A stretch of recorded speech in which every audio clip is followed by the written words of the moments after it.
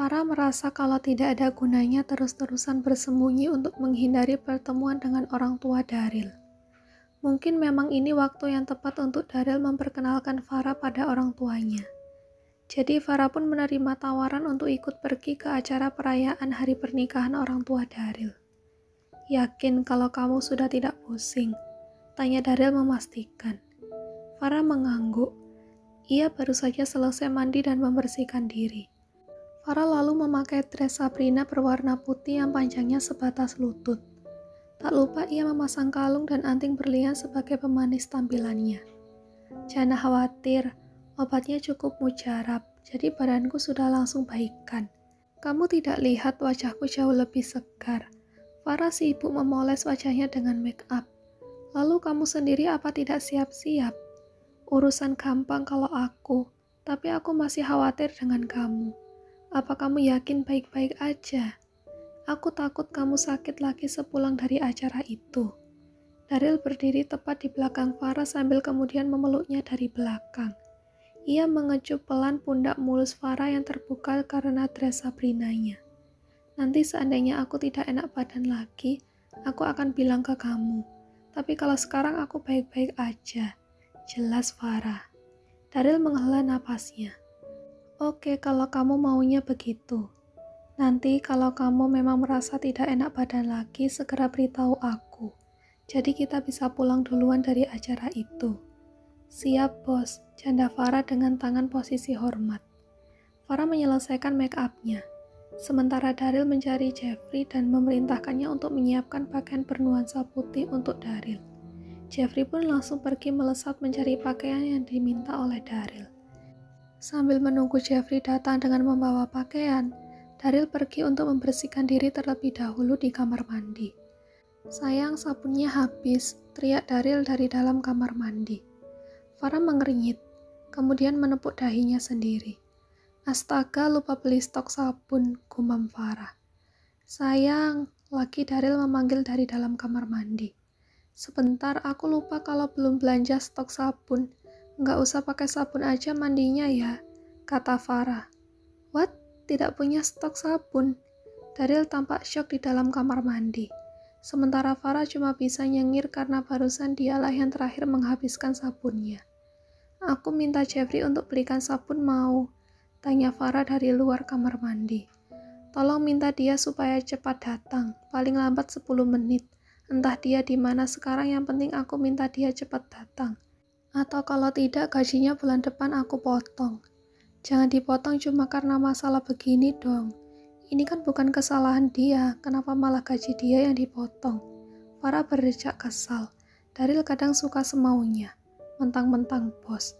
"Itu sudah resiko dia kerja denganku," teriak Daryl dari dalam.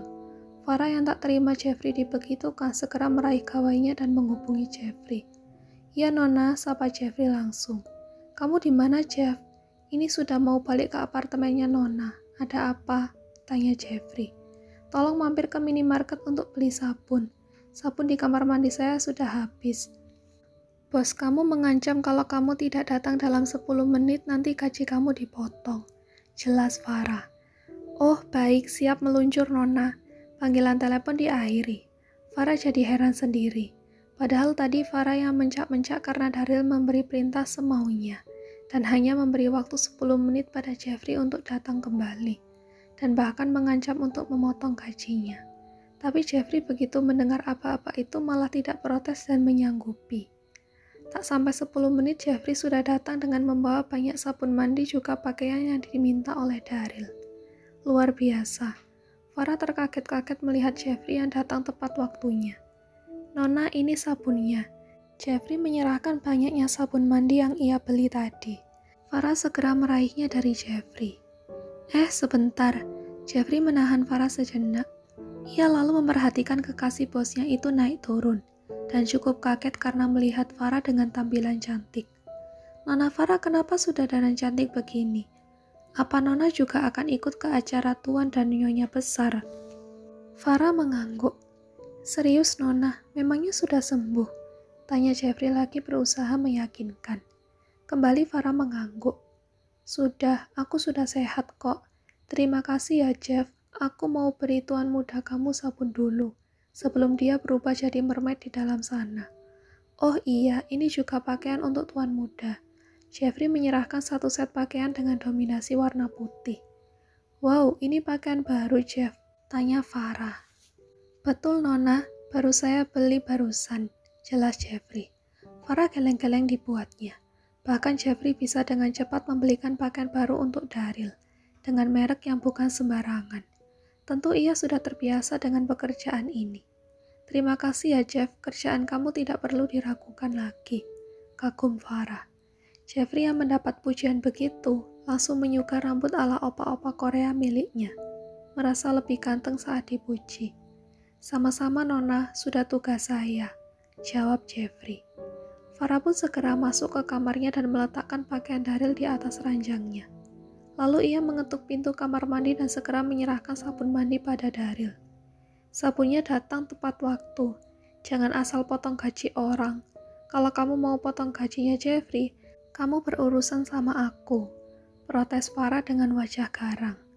Farah melihat tubuh polosan Daryl yang basah dari dalam kamar mandi. Ia berusaha mengalihkan pandangannya agar tak melihat tubuh polosan itu. Kenapa jadi kamu belain Jeffrey sih? Tanya Daryl kebingungan. Jelas aku belain dia. Jeffrey itu kerjain semua perintah kamu dengan cepat. Enak aja main ancam-ancam orang. Ya karena aku tahu dia bisa ngerjain dengan cepat, makanya aku kasih ancaman begitu. Ngerti nggak sih? Udah nanti debatnya kita lanjutin di ranjang aja. Pulang dari acara ya.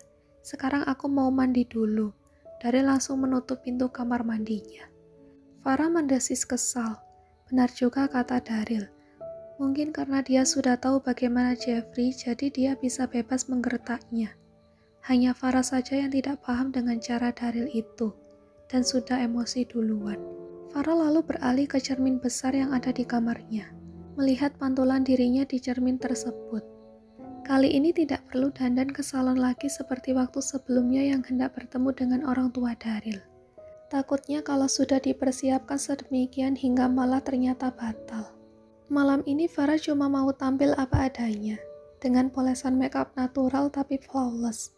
Ia menarik napas dalam-dalam, lalu ia embuskan lewat mulut. Semua akan baik-baik saja dan berjalan lancar, gumamnya. Farah lalu pergi ke ruang tengah dan menunggu Daryl di sana.